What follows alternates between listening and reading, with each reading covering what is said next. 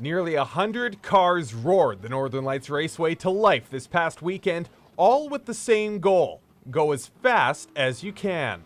We've redone the track, so we're started with a pretty green track this weekend, and it come around real fast.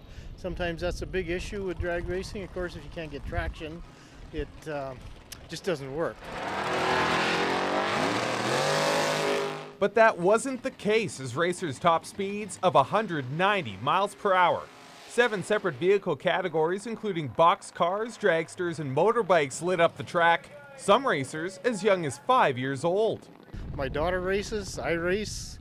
There's people with juniors, they got their kids, both their kids racing, their fathers or mothers race. It's to me, drag racing is the biggest family sport going.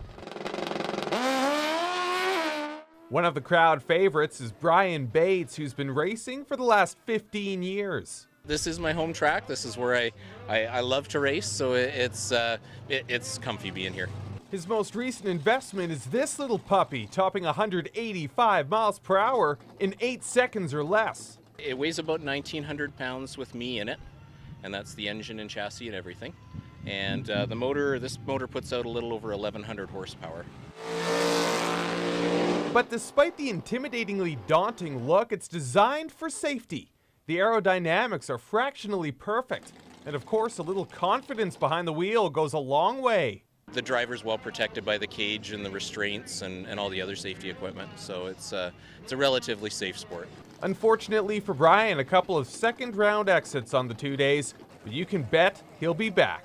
Many people would say they are downright crazy, but it's still worth checking out. And don't worry, if you missed this weekend, they'll be doing it all over again on Father's Day weekend next month.